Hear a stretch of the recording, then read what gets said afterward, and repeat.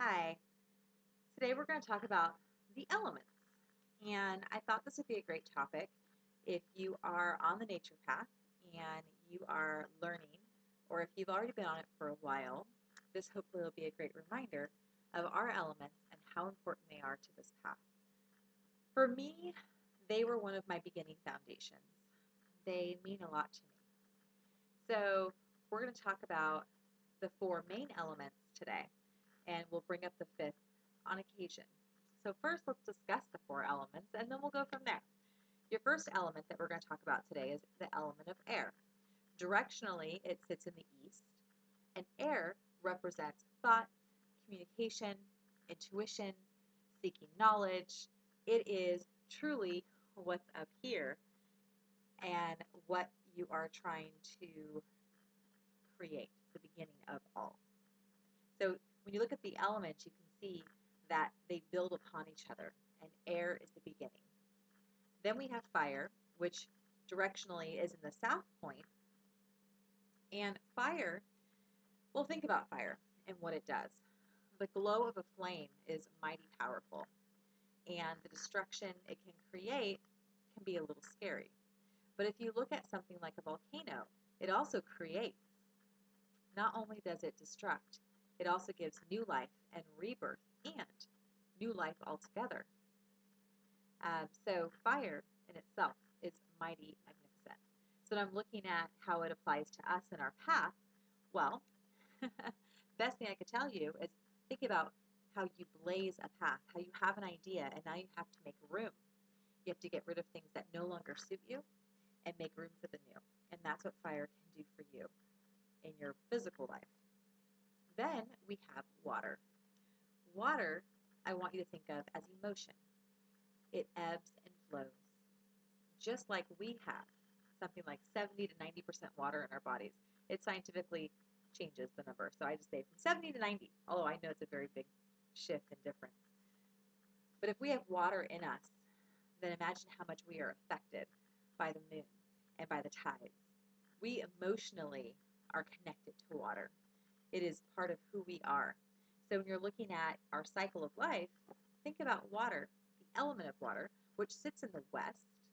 I want you to think of it as your relationships, your friendships. And I want you to think about it as your heart. Last in the four elements is earth. That is in the north. Oh, earth. Earth is amazing. It's why we're here. But when you look at elementally what it means and what it stands for, I want you to think about creating, the manifestation of your creations.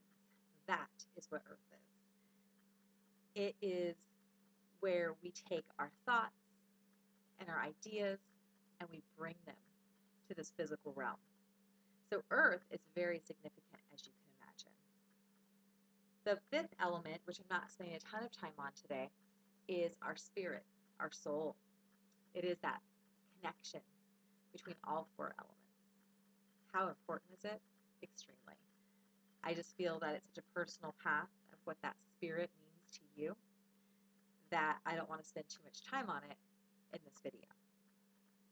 But the four elements are ever so powerful and they can mean so much in your life. If you have an altar, I highly recommend it representing the four elements, actually the five elements really, on your altar. You can go on a walkabout, on a nature quest, and find amazing items that represent each element. You can go to your local metaphysical store and pick up some goodies as well.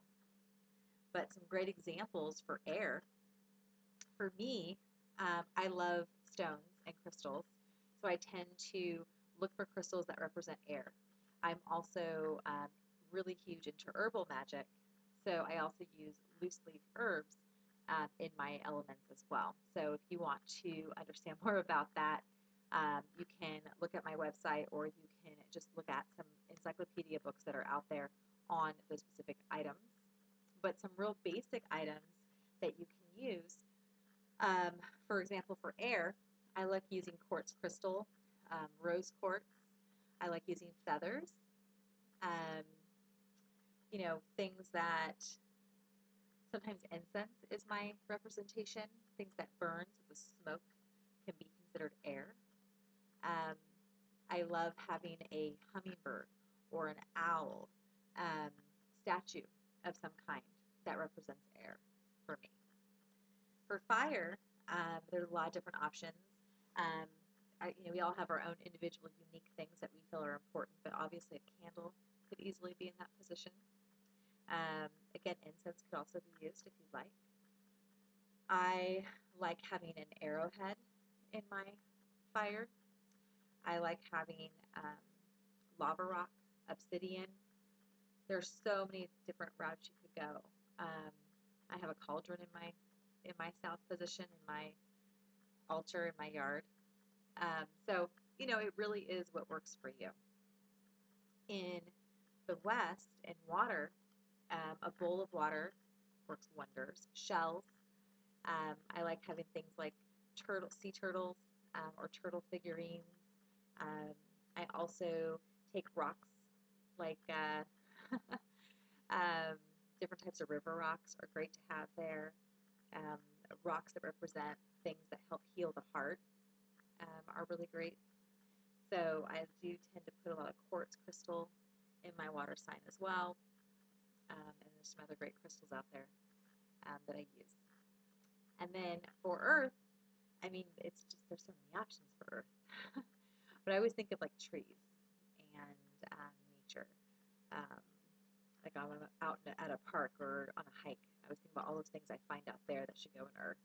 So I have pine cones, um, different types of nuts can be in there. Um, I've actually used my port and mortar is there. Let's see, what else do I have there? I just have lots of different, like I take branches, staffs, wands, things that I've made. I put in my north position. Um, but my herbs are also very important in that earth position, as you could imagine. And then in spirit, just to give you a couple ideas, I like putting my pinnacle there. And a lot of traditional books will tell you to put the pinnacle in the north position, which is totally suitable as well. But I like to put mine in the center for my spirit. I am very connected to the color purple and amethyst. So I have a huge amethyst stone that I like to have in my spirit location. Um, I also have some statues that I feel are very important of some gods and goddesses that will also reside there at times. My own personal wand, my healing rocks, different things like that usually go in my spirit to be recharged on my altar. So that just kind of gives you some ideas of what you can use. And I know many of you are very creative and you'll probably think of amazing things on your own, but I thought I'd share a few things. The last thing I want to touch on is an elemental shrine, which is kind of a little bit different because your altar has intention and purpose, whether it be for your own path or for a specific need that you have. Elemental shrine is a way to celebrate that one specific element or all elements if you like. So the way you can do this is by having an element just for water. Let's say you're looking for emotional healing in your life and you want to make that a focus for the next few months. I'd highly encourage you to find a space where you can really focus in on that element. I would go as far as even to write an intention down and place it in a shell um, and burn the intention that you put in a piece of abalone.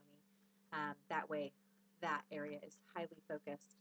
See if you can find a candle, whether it be white, yellow, or blue, and place it with that shrine as well. Let's say if it was water, for example, and burn it as often as you can to continue that energy and to build that strength for you in the needs that you have. And that could be with any element.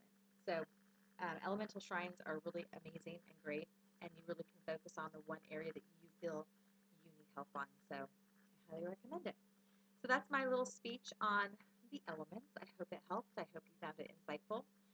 Please check out my other videos if you have time. And of course, there is more information on theenchantedtree.com. If you click on the Urban Goddess section, you will see more info from me. Have a beautiful day.